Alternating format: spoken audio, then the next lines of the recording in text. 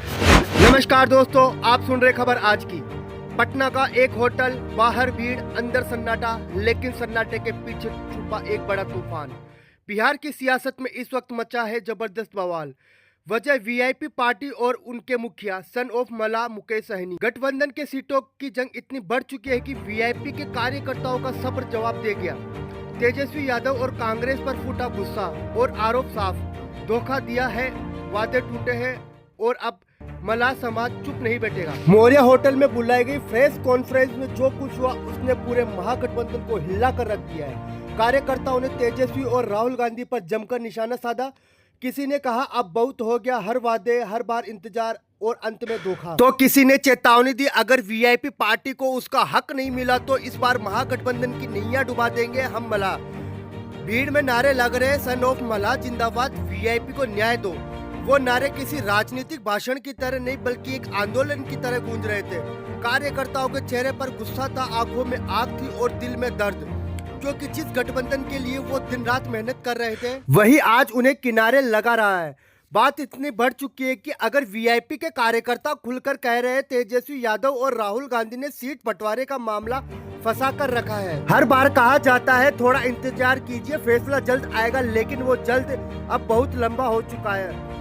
अब वो इंतजार नाराजगी में बदल चुका है और नाराजगी अब आंदोलन का रूप लेती दिख रही है। मल्लाह समाज की कोई ताकत कोई मामूली नहीं है। बिहार की राजनीति में यह समाज लगभग 10% वोट बैंक रखता है और ऐसा संगठित समाज एक सुर में बोलता है तो किसी भी सियासी नाव का रुख बदल सकता है।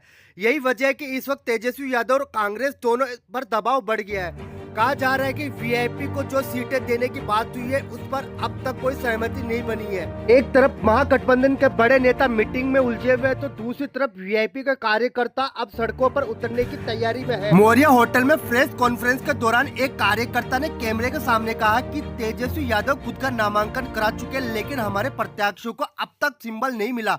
आखिर कब तक हम लोग सिर्फ वादे सुनेंगे? अब अगर हमें रोका गया तो इस बार भी रुकने वाले नहीं है।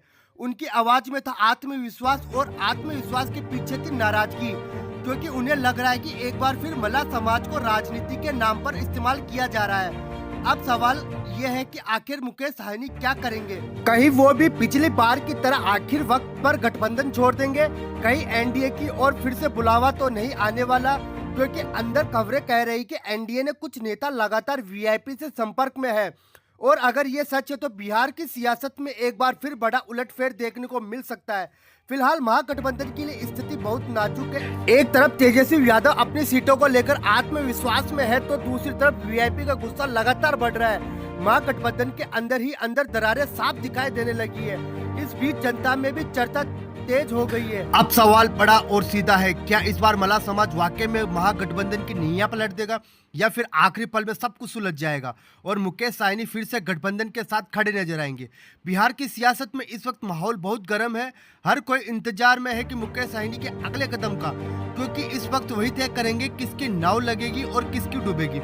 तेजस्वी यादव के लिए यह वक्त सबसे अहम है। उन्होंने इस नाराजगी को शांत नहीं किया तो मला समाज गुस्सा उन्हें भारी पड़ जाएगा और मुकेश सहनी ने एनडीए का रुख कर लिया तो समीकरण पूरी तरह से बदल जाएंगे।